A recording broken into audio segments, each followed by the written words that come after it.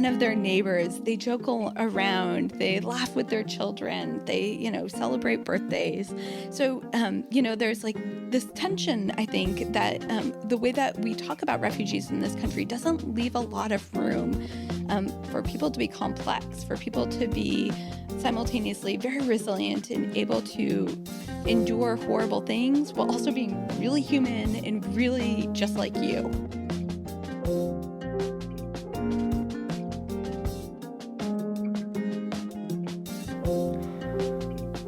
You're listening to Seeking Refuge, a podcast about the human story behind refugees.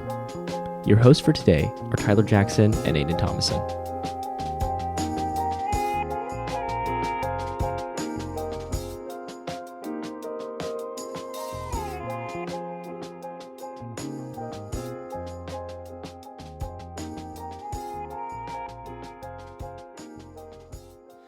Dr. Grace, first off, we just want to thank you again for coming in and taking the time to speak with us. Thank you for having me. So my name is Breanne Grace. I'm a professor here. I'm an assistant professor in the College of Social Work. And a little bit of background about my research. I do research in East African refugee camps, primarily, and in a East African resettlement in Tanzania, primarily working with Somali refugees.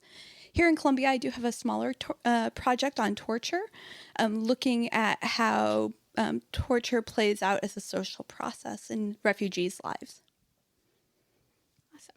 Awesome. So from your expertise, could you give us a legal definition of a refugee? Sure. A refugee is a person who has left their home, fled across international borders because of an experience of persecution. Often that's on the basis of race, ethnicity, religion, political affiliation. But there are a host of factors now that are considered within the international legal definition. Where do many of the refugees today come from? Okay, so there are a number of protracted refugee situations, meaning refugees who have been outside of their home country for 5 or more years, often 20 or more years. So if we're talking about Palestine, for instance, that is a very long-term protracted refugee scenario. But, Syria is the case, of course, that is getting a lot of news coverage. Various refugee groups from Burma or Myanmar. East Africa has a number of protracted situations, including Somali refugees, Ethiopian refugees, South Sudanese refugees, Congolese refugees. There are refugees all over the world. So are there any trends in desired destination countries for refugees, and why would those be chosen? I think for most refugees who are living in refugee camps, especially refugees that are living in protracted scenarios, meaning that they've been long-term displaced, I don't know if there is necessarily a desired destination except for a place where you can set down roots and start your life. So refugee camps can be really difficult places to live. So often refugees don't have they want to be somewhere that's safe. They want to be somewhere where their kids can go to school. They want to be somewhere where they can work, and they want to be somewhere where they don't have to fear for their lives. So, those kind of desires, there are lots of places that can fit the bill for that. But as far as the the countries that take in refugees, that's changing a little bit. So as the Trump administration has implemented what's commonly known as the travel ban or the Muslim ban, and the overall refugee ceiling in the country has decreased significantly. Other countries have kind of risen to become larger resettlement countries, Canada most notably, but other countries, Australia to some extent, New Zealand to some extent, also receive refugees in a resettlement scenario. And there are, of course, lots of countries that receive refugees through the asylum process. So you talked a little bit about refugee camps. Is that primarily the place that refugees go while waiting to be resettled, or hopefully, if they do end up being resettled? So right now, less than 0.5% of all refugees ever have an opportunity for resettlement. So it's a very small number of people who ever get the opportunity to come to the U.S. or Canada or any other kind of third country is what it's called. But what actual refugee camp hosting looks like varies a lot from country to country.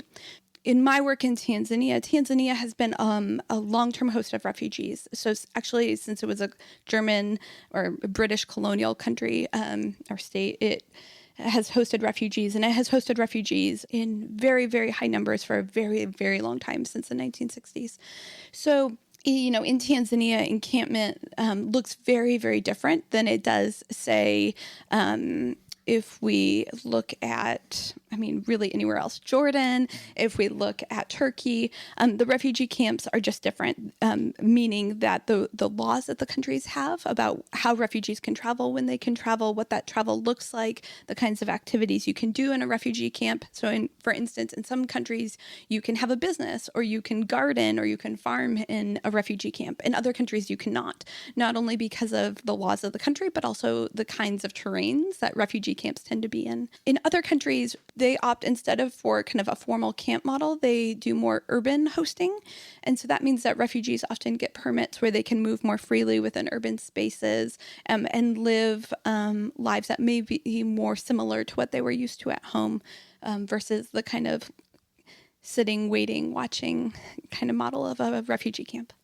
Are there any problems you see with the current system as it relates to refugee camps? I know you said that there's a lot of variability between countries, but in general.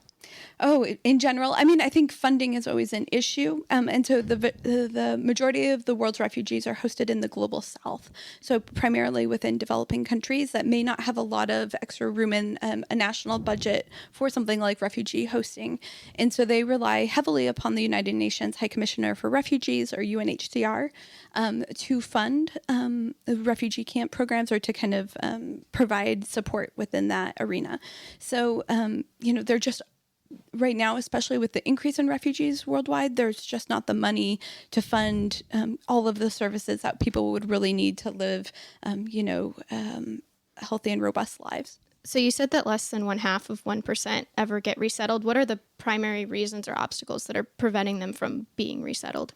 Yeah, so resettlement requires countries that are willing to engage in resettlement. So just like the United States has cut back what's called the refugee ceiling, or the total number of people that we process and designate for resettlement every year. It is just something that not a lot of countries engage in. It is something that when countries do engage in it, it's a fairly small number of people each year.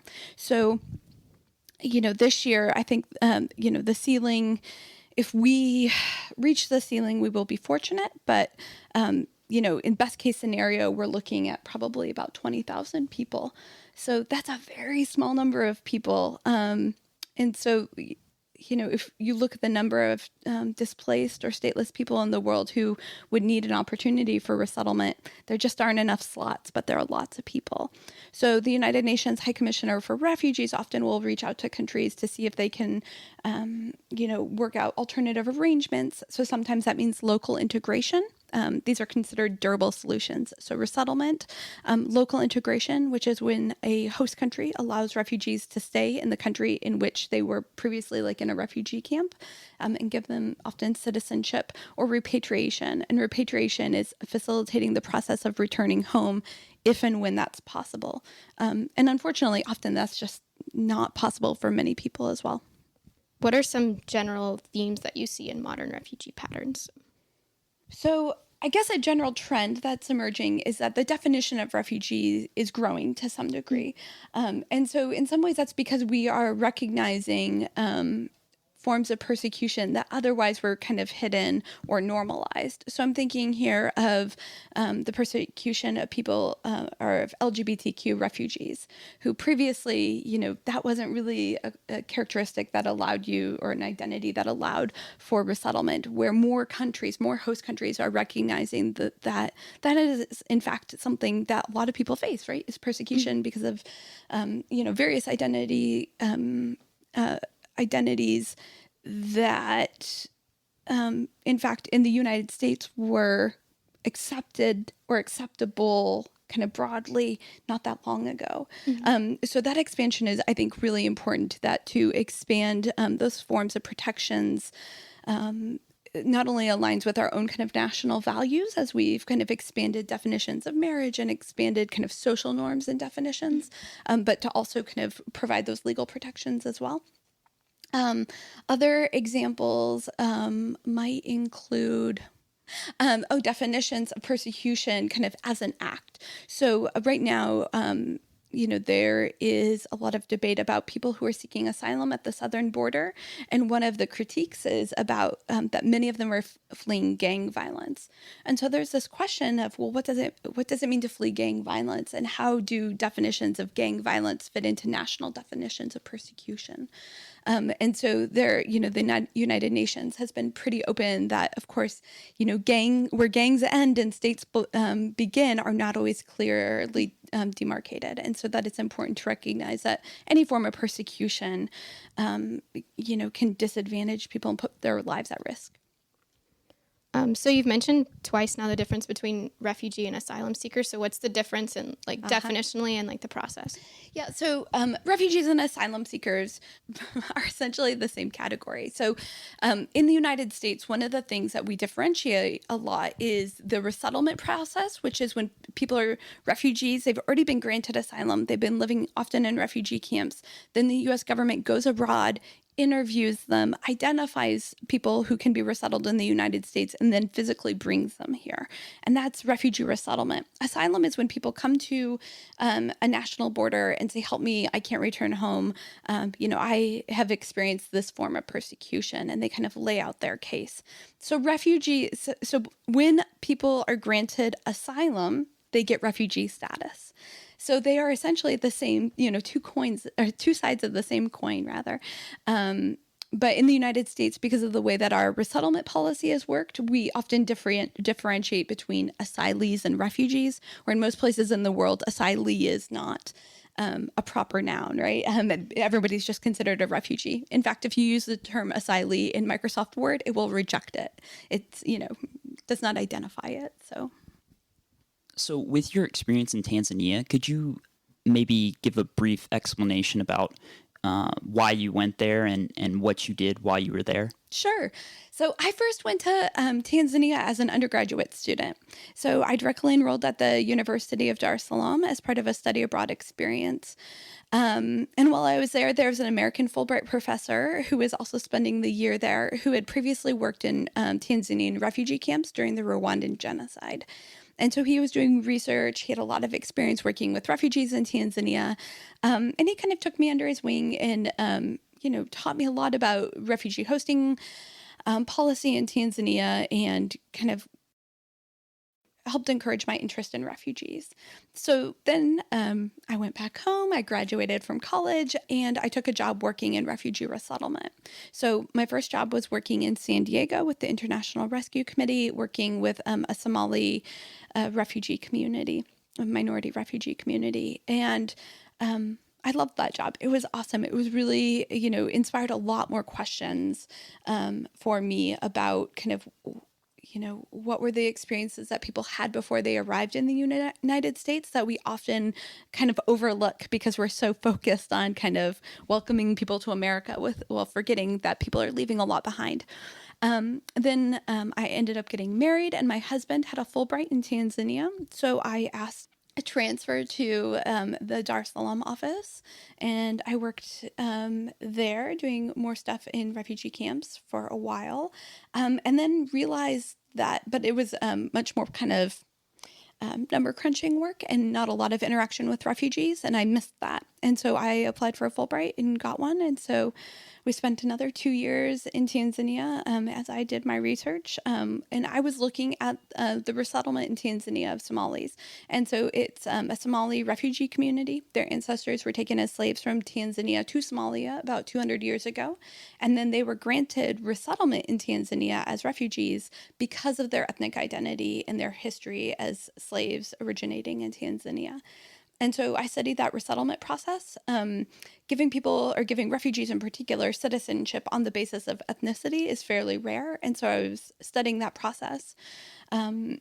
And so at the end of those 2 years, I realized that if I really wanted to continue to do research, which is what I thought I did, then I needed to go back and get a PhD. So I went to grad school and did my PhD in sociology, and continued to work in Tanzania, and then also started looking at stuff here in the United States along resettlement. So with all that experience, was there any one interaction, one-on-one or either with a group of refugees that really stuck out to you or really made an impact on you? I don't know if it's one interaction per se, but the community that I work with in Tanzania, I was kind of connected with that community because they were the relatives of my former clients working in San Diego. So it's one extended family. So in fact, my very first client in San Diego, his nephew is my research assistant in Tanzania. And so being able to look at one extended family across the world, and not just in Tanzania, I've also done some work in Kenya and then in Somalia. So looking at that extended family, and also extended community and thinking about, what does it mean to be separated from your family? What does it mean to continue kind of family life when you may live very far away from your children or from your parents or from your nieces and nephews, et cetera? That has really stuck out to me, and it's been really an important part of my life. So I don't know if that's not a single interaction, but, that family has really, really shaped, my life. So we noted that makes sense if you have that personal experience, but we noticed that a lot of your research talks about the family dynamics of separated families. Could you talk about like what those dynamics look like, what the effects are? Sure, absolutely. So, I think one of the things about being a sociologist is that you start to question things that are otherwise considered normal parts of daily life, right? So sociologists like to unpack that and think about where those things originate and how those things become normalized within daily life.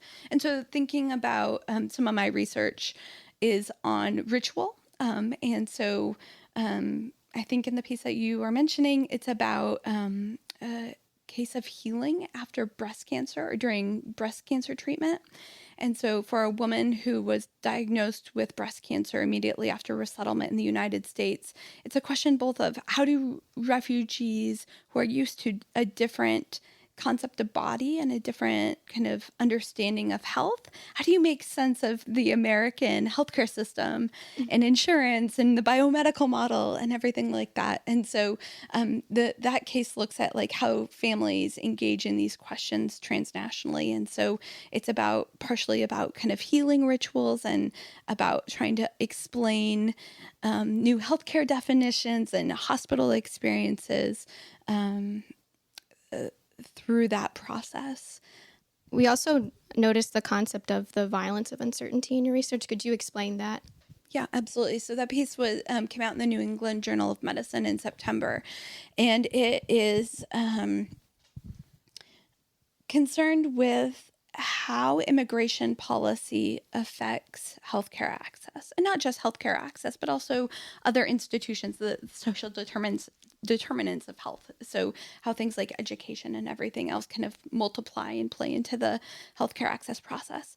So Dr. Bass, who's at the Carolina Survivors Clinic and the USC Med School, and Ben Roth, who's in the College of Social Work, and I wrote this piece, and it's a theory piece. And so one of the things that we all noticed, we all work with very different immigrant and refugee communities, although Dr. Bass and I have some overlap, but looking at how as the social dynamics in this country change because of changes in immigration policy, how that's affecting, refugee and immigrant lives on a daily basis. So to give you some kind of more concrete examples, hospitals are increasingly becoming sites of deportation.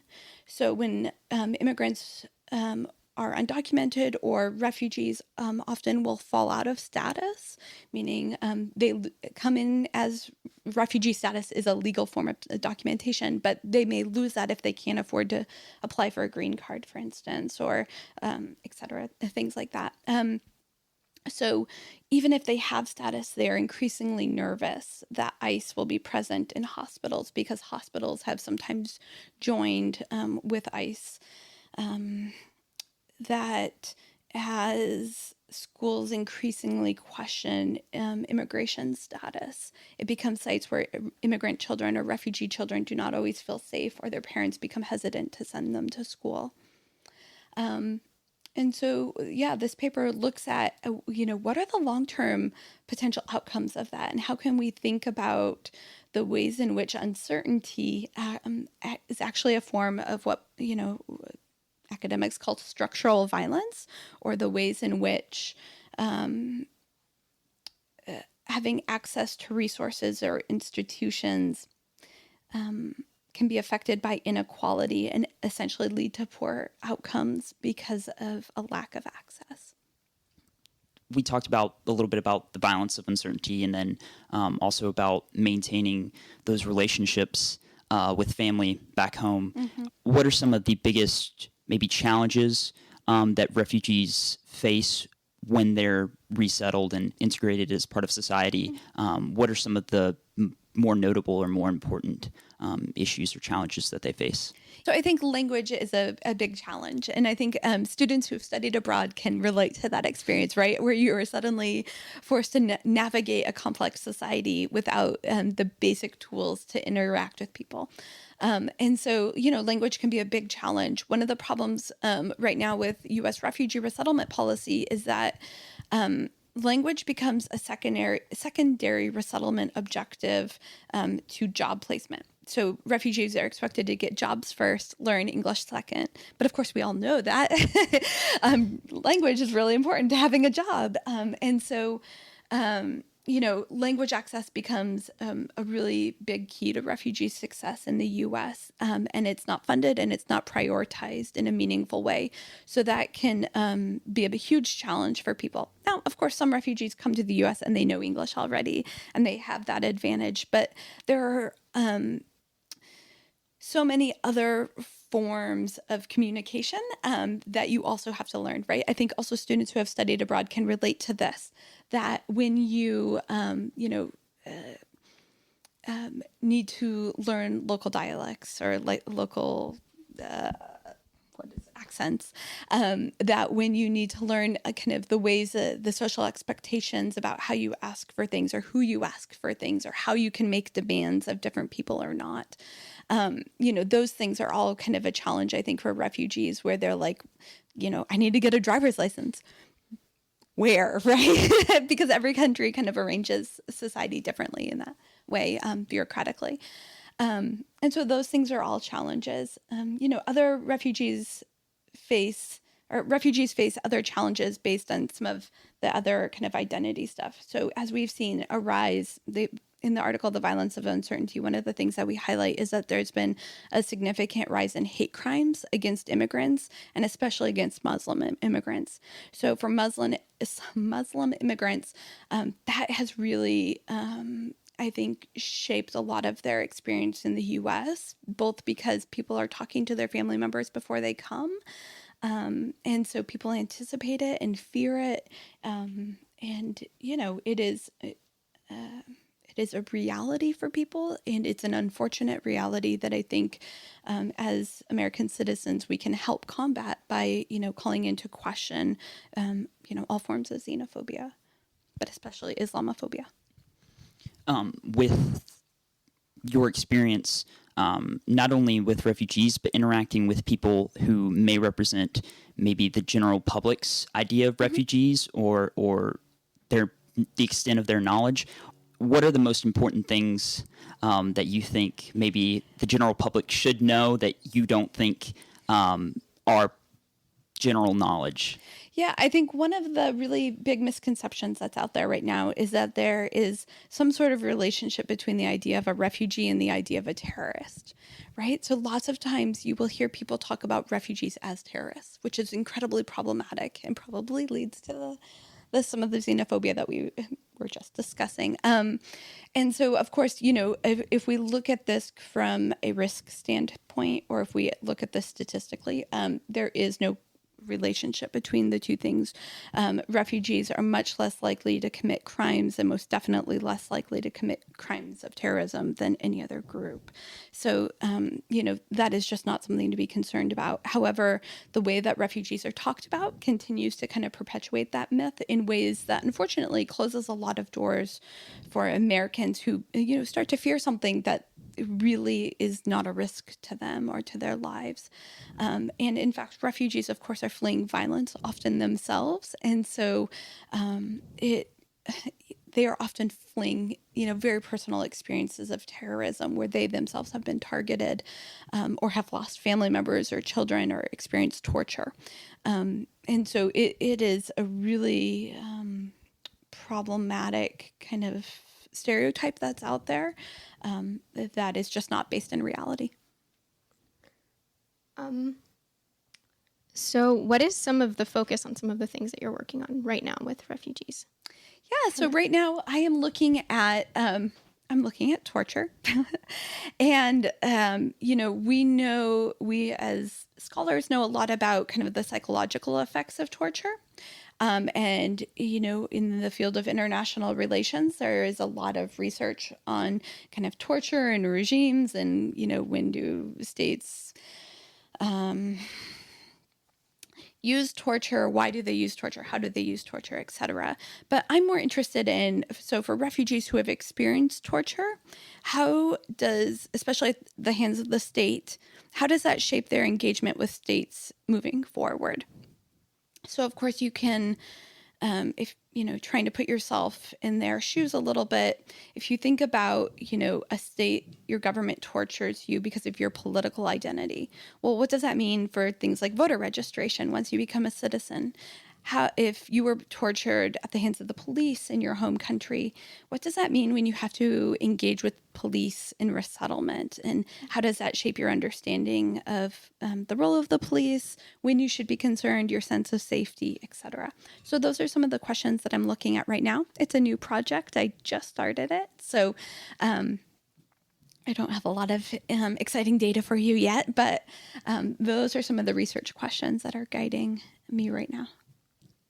All of your research or experience with refugees so far, is there anything that's been like most interesting to you or most eye-opening to you that you think should be shared? Oh, wow. Let's see. I think the thing that has been most eye-opening to me, and that has, then consequentially really guided my research, is that there is sometimes a disconnect between the way that refugees experience resettlement or experience kind of programming on their behalf and the way that that's designed. So because I worked in refugee camps and because I worked in resettlement, I have spent a lot of time around kind of Americans who spend a lot of time of thinking about policy and thinking about how to design programs and how to make things accessible for refugees. But most of my research spends a lot of time asking refugees questions about those processes and what they like and what they don't like and what's difficult and what do they do when things fail, etc. And there's a huge disconnect between that. And so, I think the thing that surprises me is just how often refugees are not necessarily consulted about their, things that directly impact their own lives, and the way that we kind of infantilize refugees as a community, right? Or pity them without seeing them as, complex human beings who have survived really, really, unimaginable persecution often and have overcome significant obstacles in order to arrive here and start their lives over. And so seeing them as people who are just in need of pity instead of people who have a lot to contribute to our society, who have a lot of their own ideas about how the world works, have really important insights into kind of geopolitical events. That's one of the things that has really surprised me. So what do you think that refugees would like to see policy change-wise? So like if we were to start viewing them as complex human beings and let them speak on the policy, what do you think they would want done? So, I think it varies a little bit by geography and by person, obviously. But I think that, one of the things that I hear almost universally is just how difficult family reunification can be. So, refugees who are applying to bring their family members over to the United States. And sometimes, so to give you an example, when I worked in refugee resettlement, I had a client who was from Liberia. And she was at work one day. She was, let's say, a low-level civil servant, and her two kids were at home with her mother. And she had twin infants. And the town she was living in was attacked, and her mom fled with the two infants, and she fled somewhere else. And they ended up living apart, and she was in a refugee camp for about 15 years, and never knew what happened to her kids, never knew what happened to her mother, just assumed that they died. And so she was given the opportunity for resettlement in the U.S., and she did it hesitantly. She was very, very sure that her, hopeful, I guess is the better word, that her children were still alive, but just didn't know.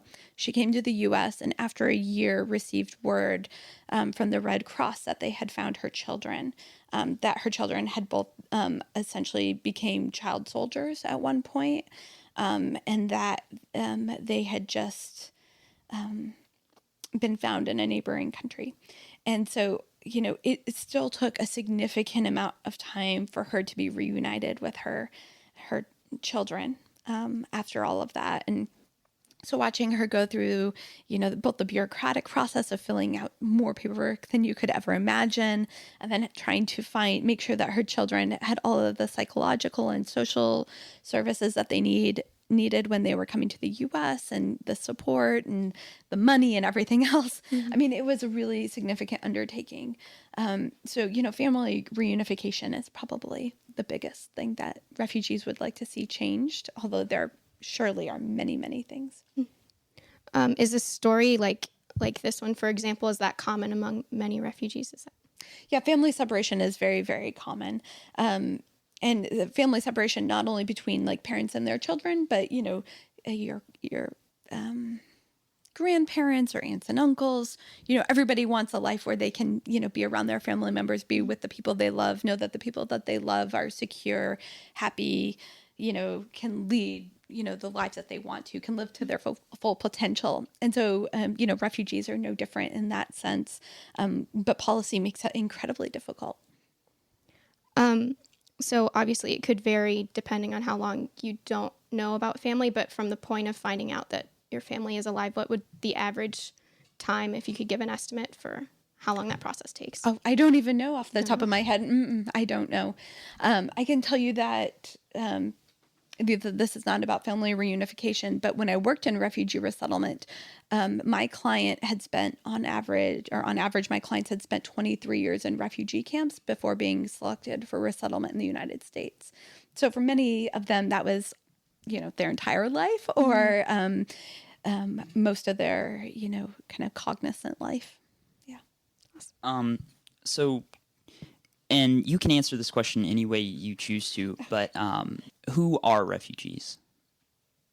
Oh, man, that is a big question. Refugees are individuals who have had to negotiate significant kind of personal experiences of loss and persecution and violence, who have had to negotiate complex kind of global systems and bureaucracies, people who have had to figure out, often on the fly, how a new country, how a new language, how a new culture works. There are people who have had to kind of learn to endure xenophobia or other forms of discrimination, and not lose hope that what they are doing or what they are seeking, primarily safety, is still possible. There are people who, are resilient and, simultaneously just like any of us, meaning that, they have hopes and dreams and want to go to school and have jobs and have families. And sometimes I think when I talk about refugees to big groups, people will pick, again, return to that idea of people who should just be pitied. or people who, have overcome such sad things that it's just like a depressing scenario, like the huddled masses kind of idea. And yes, that's true, but that's also true alongside of people who are incredibly funny, who, working on this torture project right now, people will often ask me, like, how do you think about torture all the time? Don't you just hear horrific things? And yes, I do, but I also hear horrific things told through funny stories. I hear like women who, often interview women who will do like hilarious impersonations of the political leaders who authorized their torture, right? They make fun of their neighbors, they joke around, they laugh with their children, they, celebrate birthdays. So, there's like this tension, I think, that the way that we talk about refugees in this country doesn't leave a lot of room for people to be complex, for people to be simultaneously very resilient and able to endure horrible things while also being really human and really just like you, right?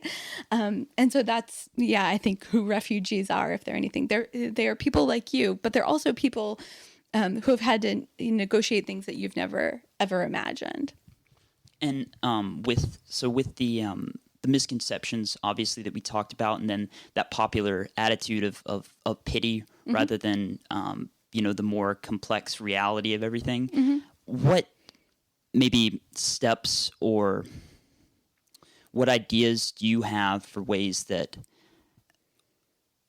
to increase maybe the public's knowledge or understanding of the complexity of refugees and of who they are, as well as combating those popular misconceptions that many people have? Yeah, I mean, strategies for combating some of these ideas. I will say that is not my area of expertise. I am not necessarily good at that. But I will say, I can point out examples that people are trying that, and I don't know why it's falling short. So for instance, I'm teaching a class right now on refuge and refugees, and students have to read a biography written by a refugee about their own experience. So if you go on Amazon, there are literally thousands of biographies of refugees about their experience that portray exactly this, right? They are, people's own stories, own telling about the complexity of their own lives. So those things are out there. If you look at, some of the agencies that engage in advocacy for refugee populations, they do try to capture that complexity, but I think sometimes they do it in ways that do not feel relatable. So for instance, I have a poster that I was given by a UNHCR official on the wall of my office that says, like, Einstein too was a refugee. I mean, yeah, he was, right? But like, I don't really relate to Einstein, right? And then on the other hand, I have another poster right next to it that's like a picture of a refugee camp that I received from the same person. That is like, just tent after tent in an African refugee camp. And I lived in African refugee camps. I know what they look like, but I also don't relate to that. And so I think sometimes when we try to shoot too high or too low, if that makes sense, or, you should pity, this is sad, or refugees are all brilliant, right? That misses the mark in some ways. That, in fact, kind of the fact that, refugees are more likely your neighbors. And, when I talked to the refugee class last year, on the last day of class, several of my students came forward and were like, I was afraid to tell you this, but, my family came from Bosnia, like we were refugees. And somebody else is like, well, I wasn't a refugee, but my parents came to America as refugees before I was born. And other people, had their own kind of refugee stories. And so I think that, by opening the dialogue about that, refugees aren't, this abstract idea of either pity or Einstein or anything else, but often they're your neighbors. They're the people that you run into at the grocery store. If we could create the social space where people didn't have to fear xenophobia, where they didn't have to fear disclosing that, we might be able to have a different conversation about this.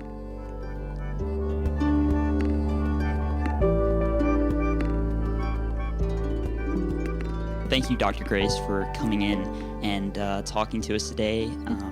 I know that, speaking for myself, but I'm sure Aidan as well, learned a lot going forward.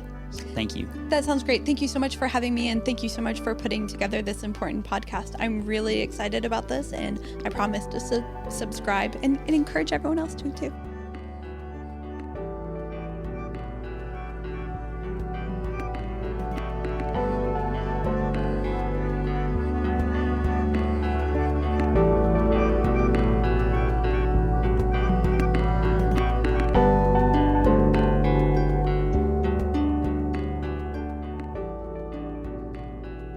Thank you so much for listening to Seeking Refuge.